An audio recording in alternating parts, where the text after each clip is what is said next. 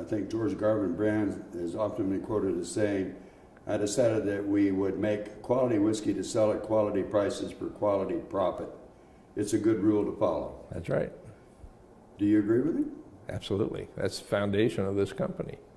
And if you really think about it,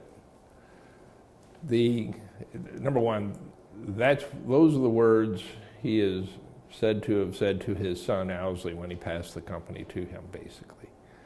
And when we bought Jack Daniels, and you think about Mr. Jack, he is known for saying all goods worth price charged, which is basically the exact same thing, just said a different way.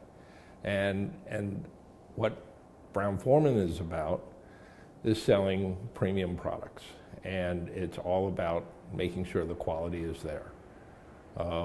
And so we try to follow that. Have we made mistakes over the years? Yes. Have we always followed it?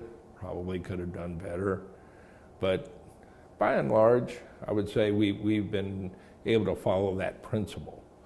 And as we look at new products and things of that nature, it's still a good principle to follow.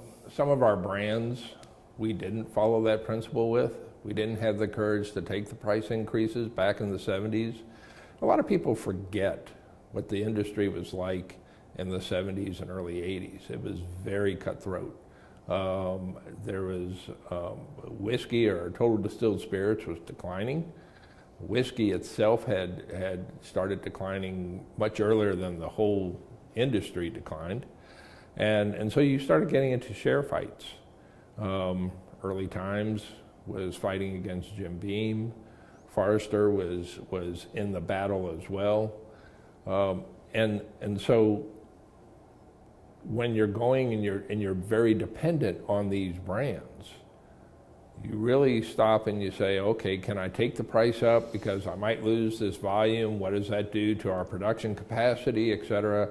There are a whole lot of things in the mix that you start thinking about, and you're debating whether to take that price increase. And so there were times we didn't take price increases when we should have had the courage to do that, that's for sure. Very different mistake was in 1973 when the industry introduced a new category called light whiskeys.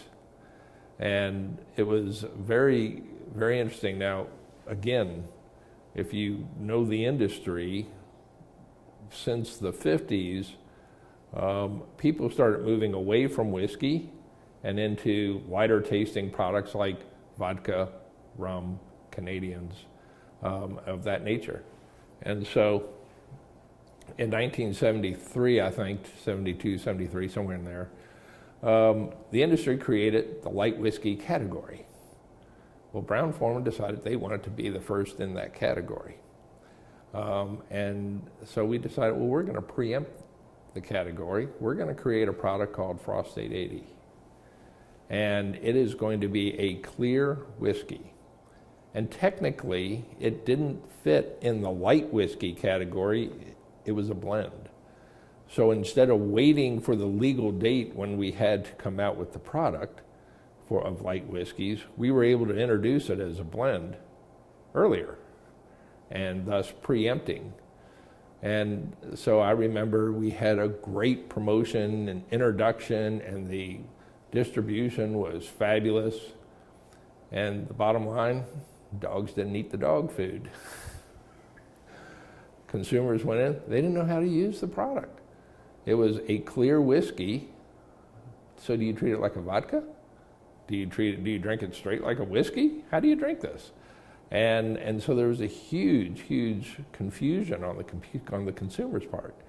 When you tasted the product, it was a bit too neutral also. And it didn't take you down the whiskey road like maybe it should have. So what we do, so the mistake was, okay, coming up trying to do this thing.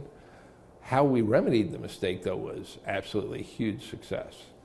We finally said to everybody, hey, this was wrong. It didn't work. We had all this inventory out in retail stores. We took all the inventory back. We brought it out to Early Times, drove a bulldozer over it and destroyed it in front of the government agents so that we get the excise tax back, and we took the hit. And what that actually did for us is the retailers really respected our company because we were very aware of their investments and not making them suffer, which actually in the end helped all our other products.